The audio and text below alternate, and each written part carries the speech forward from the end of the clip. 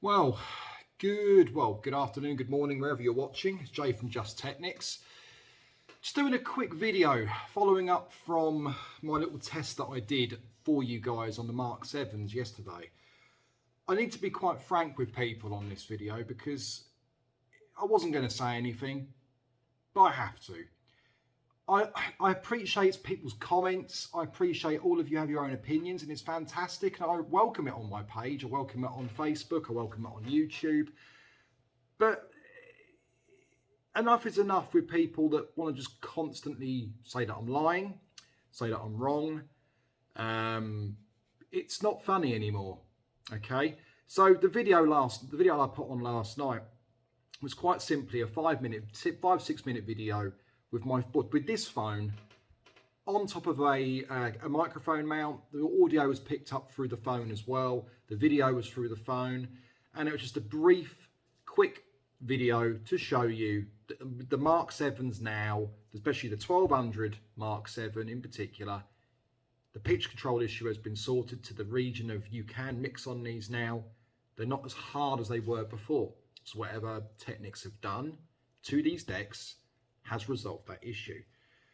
Now, some people are taking it for read because I've done a couple of minute video on that's the problem sorted, that's the end of it because I've mixed one record together. I need to state this again, that is not the case. I had these delivered on Saturday morning, I had them delivered to my home, that's why it's at home on the video that I've got, and I spent over 3 hours doing a video review, and yes, they do lock. Now, just to hit the nail on the head right now, I have not done an in-depth test internally in terms of checking for the internal weights, checking the wiring and all of this stuff. And I'll be totally honest with you now as well, that's not going to happen. These decks are for home use. And I think people need to realise now that these Mark 7s, GR, whatever you're going to use, these are not really designed to be used in clubs. They're not designed to be used in festivals. We're not in 1979, we're not in 2010 when they stopped making them. These Mark 7s are not the same in terms of quality, in overall feel and build quality, as of that of a Mark II, an M3D, a Mark V, an M5G, a Mark VI, whatever you have got from the Legacy series. This is not the same animal. So for those of you that are expecting to pick these decks up, that they weigh a ton, or moan about the cost of them, yes, £800 is a lot of money, and I am right there with you, especially when back in the day you could buy a pair of these in the UK for about under £1,000, you know, under £1,000 for a pair, and you're now paying £800, which is a huge premium just for one turntable. So I am with you on that. But what we need to understand now is the majority of vinyl DJs, we all use these turntables at home. That is it. When you play in clubs, you're on CDJs, you're using USB sticks, you're going to be using time code, you're going to be using phase, right? Or controllers. We've gone to the digital era now. That's what the majority of DJs use. Us vinyl boys have to simply like it and lump it, that these Mark 7s are not the same animal as the originals. And I think it's about time now that people realise this.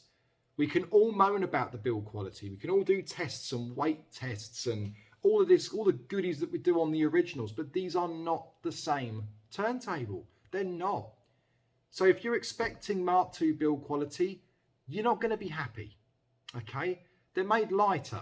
So if you're moving them around at home, great. Something less heavy to move around. They're designed for DJ use. So having them less heavy at home is a good thing, okay? People talking about feedback and vibrations. Look, again, if you're running these through studio monitors at home, you've got good quality carts and stylus. If you still have issues with feedback, change the feet. Do modifications to the top of your deck stand. Add foam, add plimps. Do what you would normally do if you were playing in a live environment. I appreciate it's a lot of money to spend on a set of turntables, but this is your only option. I'm not going to be taking them apart. I'm not going to be desoldering anything. I'm not going to do anything like that. These turntables are remaining at home. They're not going to be taken apart. They're fine for use at home.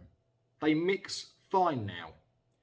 I have to also note to everybody too that I have not done a thorough pitch test when it comes to going through the entire range towards the end. Some people were commenting, asking about is there still dead spots towards the end of the range, and some people were saying about more of a middle dead spot between the the 7 to 8 period again. Now, I know that they have resolved the issue in terms of what I found before, because that issue is no longer existent. If I was playing like I did last night, playing as the timecode record, a track the timecode record, going out the phono output where you hear the constant tone, if you move it between the 7 and 8 and you keep going up and down, there is definitely movement there. Now I need to plug this through the computer. I'm going to do this with phase, and I'll also do it with timecode for the hell of it. My new mixer is turning up today.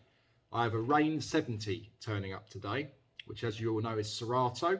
So I've got timecode vinyl included with that, and also it's HID mode, I believe, with Serato as well, using phase. So I don't need any cables, which is a win-win for me. But either way, these tests will be completed, so we can see if the slider is completely dead beyond a set point, or if they have resolved it completely. But as far as I'm concerned, coming from a DJ that's been spinning for a very, very long time, like a lot of you guys that are watching my videos and subscribed on here as well, have been DJing for many years too. If you are playing at home and you scratch, you'll be fine. The top arm assembly, even though it looks different, is the same.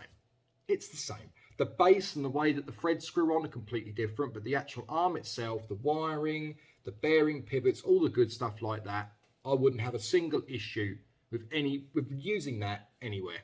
It's no different. You can mount that onto the top of a Mark II and a Mark V, an M3D, whatever you've got. You can mount that on top. So as far as I'm concerned, everyone moaning about the arms, don't. Nothing to moan about on that. When you set them, when you lock them, they lock. That's it. Pitch control being the biggest issue on these. As you can imagine, most DJs that want tight mixes, we need a turntable that can do exactly that, right? Now, I dismissed the Mark 7s originally purely for the fact of you couldn't lock a mix on them. They were notorious to use. I then went from that to purchasing a pair of GRs. I did a review on a single GR versus a Mark 7. I did a review for a GR against a belt drive deck. I personally purchased a pair of 1200 GRs last year. I had them at home. I couldn't get anything locked together tightly. People, this is the other thing. People out there that are adamant now that I'm talking absolute rubbish and saying that enough of this rubbish about GRs not being for DJ use. Seriously, guys, you can just stop watching my videos and watch something else, because I'm telling you now, it's been confirmed. These turntables, the GR in particular, the GR turntable, is a hi-fi turntable. It is not for DJ use. It's not. It was never designed for that. Never designed for it. The Mark 7 was. It's been revised, okay? When I say it's been revised, I'm saying that whatever issues that they had with the pitch control have now been resolved. Now, I don't know whether that's with every model, but I can tell you right now from my experience with this and having the 1200s, the 1200 was the latest model that they released before, or just after the Red Bull edition. So the Red Bull and the 1200 Mark 7 should not have the dead spot issues. And if that's the case, like I am whenever I mix with these turntables, then I can hand on heart tell you that you will be fine. Now, there's nothing to say that the GRs, they haven't done the same similar thing with the GRs. If they have, and you have got a full spot in, but no dead spots in between the pitch, then maybe they will be slightly different to use as well now. But what I can tell you is, for the original pairs and the original model that was released, those turntables, the GRs, the earlier versions, were rubbish for mixing on. They were not tight at all. And for those of you that don't believe me, I could hook you up with so many customers on my page that have actually bought GRs and just had them refunded straight away. I've got customers that still own GRs for the hell of having them. I have customers that just collect Technics. Really good friend of mine, Andy, he's got loads. He's had all of his deck serviced by me. He's the guy that let me use the GR for the review video against the belt drive deck. He doesn't get on with them. He's been DJing longer than me. I think probably that's about the same time or long, if not a little bit longer. So no, I'm sorry, but the GR is not a DJ turntable. The older models were horrific to use. I sold them within the space of a month of having them, probably not even that, and went straight back to Mark IIs. I had a pair of Mark Vs at the same time at home from new, and obviously now we've got these Mark 7s at home, which I've bought to do various different reviews, testing, but nothing's being stripped down. So for those that say the GRs are great for mixing, they are not. They are not. If you are happy with how they perform, then fantastic. I'm really pleased for you. And they are great build quality. They've got individual pop-up lamps. They look great. They feel heavy. And yes, they are a premium build product. But the Mark 7 in comparison is not. Okay, it's not. But it's a cheaper version of the GR. Here's what I class it as. I class it as a poor man's GR because of the way the build quality is. But the Mark 7, in my honest opinion now, compared to the older model of the GR, is a better deck. It mixes easier. It's tight to mix on. That 5-minute video, you see me do a quarter of a track, the whole thing's locked. It just locks. I had to give it one little bit of movement and move it back down again. It locks. Isn't that what we all want, guys? Something that just locks. Take out of the equation the build quality. Take out the fact that it is light, okay? Take out the fact that it has digitally controlled pitch. It works. It does the job. Whatever Technics have done and completed internally, it might not just be the pitch. Whatever they have done, it works. So if you're thinking of spending that money and you're on the fence and thinking, I don't know whether it's going to be worth it, take my word for it, guys. Take my word. Look, not being funny, these are just completed in the last week and a half.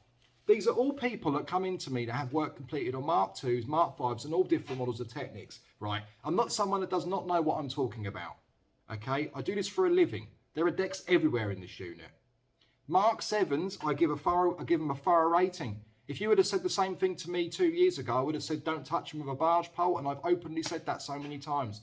So if you are on the fence about buying Mark 7s, best advice I would give you is speak to West End DJ, okay? I'm sure they're not going to mind me at all from mentioning them. Speak to West End DJ if you're in the UK.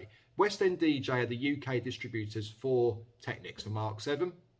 If you are honestly on the fence about this and want some reassurance about the serial numbers or the batches, I'm sure if you ask them, they'll be more than happy to advise. Okay, so speak to West End DJ. Now, most retailers with these, I wouldn't imagine a lot of people would have all of these sitting on a shelf in stock. So places like Richer Sounds, for an example. Now, my GRs were from Hard to Find Records. My original GRs were both from, my original Mark 7s were both from Richer Sounds. So I can put my hand on heart and say that the older models, depending on where you buy them from, are going to vary. You need to make sure that retailers have the newer batch and not the older batch. So West End DJ will be your best bet for this, as they are the main distributors, and you can ask them, I'd imagine. Whereas every other retailer, you may find out 2 or 3 of them in stock, 2 or 4 of them in stock. You just don't know how long they've been sitting there for. So do your due diligence and ask the retailers. This is all common sense in reality, and I shouldn't have to say this, and some people are like, why would you tell us this? We know this, but I'm just giving you friendly advice. If you don't agree with my comments and you think that I'm talking out my backside, that I don't know what I'm doing, don't appreciate the comments or the advice that I give, then you don't have to watch these videos. There's no need to comment. If you've got nothing nice to say, don't say anything at all, guys. I mean, I'm not a horrible guy. I just want to give you all advice. I mean, I'm spending my own money to do these reviews, and you know, to be as honest as possible. I have no time for any negativity on this YouTube channel. I have no time for negativity on my Facebook page. It's my business, and if I see comments that I feel are inappropriate, or people that keep going on and on and on and do not stop, you simply get blocked, your comments will be removed, and I won't have to deal with it. It's my business, it's what I do for a living, and I'm not putting up with it. So the same thing goes with the YouTube channel. If I have negative comments, you'll be removed, you'll be blocked and removed at full stop. Now, what people don't seem to realise is I actually admin the comments as well. They get reviewed. So on certain videos, moving forward now, every single video is going to have this, but I actually do admin review the videos so that the comments are not live before I actually give the okay for them to go live. So basically, I have to approve every comment. So moving forward now, any video that I put on about the Mark 7, they'll all be like that. So if you leave me a negative comment, no one's going to see it. I'll read that negative comment if I think it's something worth discussing and maybe changing this customer's mind or this person's views on the matter, and saying, look, you know, these are my reasons as to why this is why I feel this is the right way to do things. And if you don't agree, then fine. But if I genuinely feel that something's not right, no one's going to see the comment. It gets removed from the page. You make yourself look like an idiot, and no one's going to get to see it. I call these people keyboard warriors.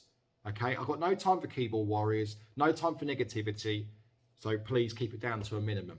Now, the Mark 7 full review video is going to be up at some point, I'd like to think over the weekend. Obviously, we have the bank holiday coming up. We've got the Friday and we've got the Monday, being for the Easter holiday.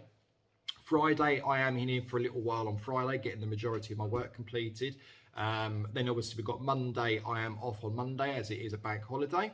So I'm sure there'll be more than enough time over from Friday to Monday for me to complete these various different reviews. There will also be a mixing review as well, going through various different styles. I think what we're going to do with that, I'll do it through house, we'll do it through trance, we'll do it through techno, we'll do it through hard house, maybe do drum and bass as well, because I'm pretty sure we've got the majority of people on here mix drum and bass anyway. Pretty much every customer I speak to is either old school, breaks, jungle, drum and bass. So